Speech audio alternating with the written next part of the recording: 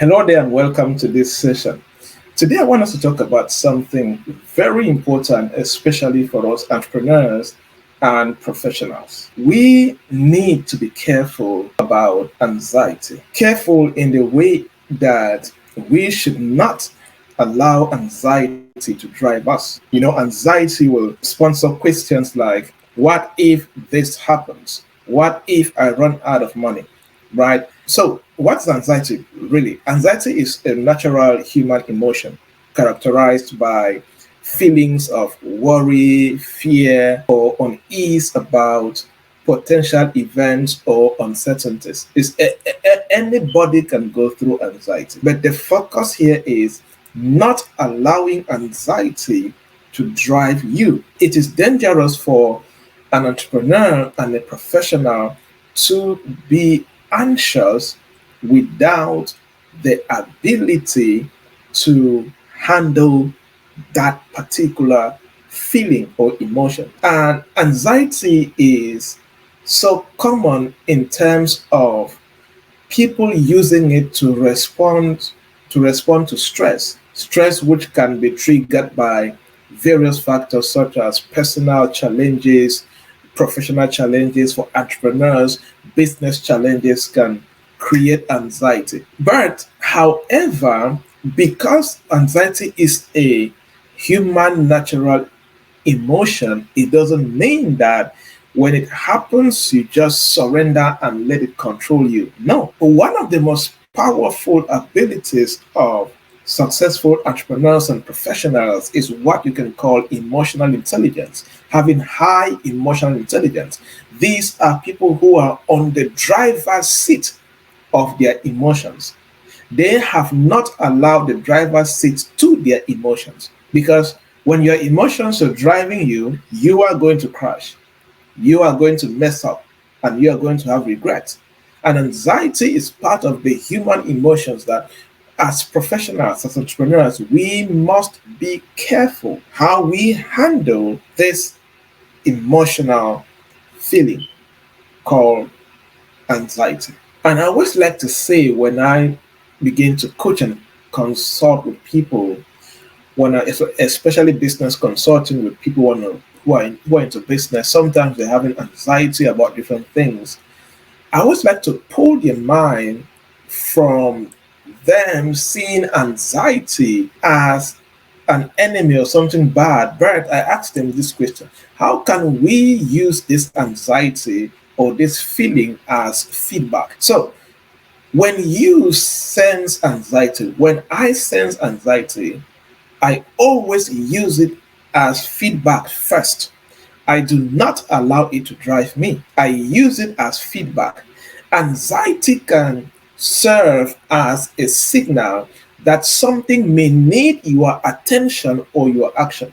The difference is, when people are anxious, they just allow the anxiety to control them. But from today, begin to sense anxiety as feedback. Let anxiety serve as a signal that something needs your attention. If you are anxious about your relationship right now, if you are anxious about your career right now, if you are anxious about your business right now, if you are anxious about your money right now, ask yourself, what needs my attention in these areas? What action do I need to take? Do a deep analysis. Instead of allowing anxiety to overwhelm you, acknowledge it as feedback and do the analysis I'm talking about. Explore the root cause of that anxiety. When you are able to understand the reasons, the underlying reasons for that anxiety, you can begin to address the source of your concerns. You can begin to address the source of that anxiety more effectively and make informed decisions. I always encourage people, when you feel anxious, ask the following questions. Number one, what gap or blind spot do I need to fill? If you are anxious about your money, for example, what is the blind spot you need to pay attention to? What is the gap you need to fill? Maybe you are anxious about your money because you are not making a lot of money. The gap you may need to fill is not for you to be anxious, but for you to find ways to make more money. learn a new skill, get a second job, start a side business, a passive business, whatever. Fill that gap, clear that blind spot. That anxiety about money is going to die out. Maybe you're anxious about your relationship.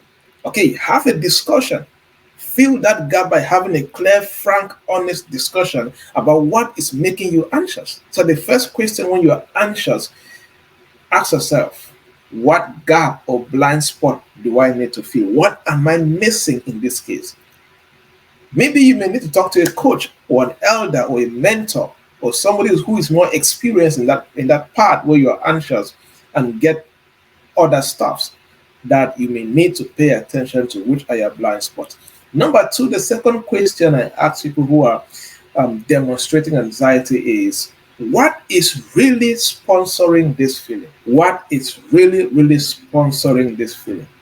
Because many a times, anxiety could be sponsored by a specific thought, a specific belief, or a past experience that might be influencing your anxiety. You just quickly get anxious. For example, I have a friend that used to struggle with anxiety when the plane is taking off. Why? Because his first ever plane experience, when the plane was taking off, something happened and the plane did not take off, and there was a lot of intense shake-up at the airport, and he was so scared. The first time again, right? So that past experience remains stuck with him, and anytime the plane is taking off, he's always anxious. So that particular experience is sponsoring that particular feeling. That particular experience is influencing that emotions of anxiety. So often some of our anxieties are connected to underlying beliefs and past traumas and experiences that we need to examine and reframe it. You may need to reframe it by, consuming certain kind of information that will reframe that old past trauma, or working with a counselor, with a coach that will help you to reframe that particular past experience or trauma, so you can become free from that particular feeling of yours.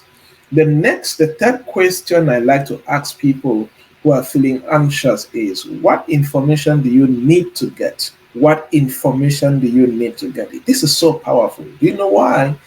Because knowledge can help dispel irrational fears. There are many things that we are afraid of because we have limited information or knowledge. So, anxiety can begin to die down when you are able to have a realistic perspective on a particular situation. So, you need to gather the information or the knowledge about that particular thing that's making you anxious. So, what information do you need to get? What level of knowledge do you need to acquire? What is that knowledge? Where can you get it? Who can give it to you? Get it so you can overcome this anxious feeling. The dangers of this anxious feeling is that it can hold you back from your manifestation. It can stop you from taking certain steps and making certain life changing decisions that should have changed your life forever, change your career and your finances. Anxiety is not good when it comes to result manifestation. You need to address it. So instead of you being driven by anxiety, I recommend and I suggest that you should be driven by the following. Number one, faith in God and believe in your future possibilities. Don't let anxiety, don't let that emotion drive you. Be driven by faith. Be driven by your belief in future possibilities. Embracing faith and believe in what God can do provides comfort, provides hope during any particular challenging time.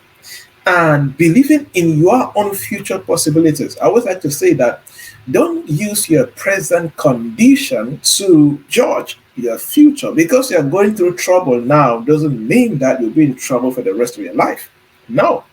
Believe in future possibilities no matter what you're going through right now. Trust in the potentials that something good is coming your way. Believe in that positive outcome.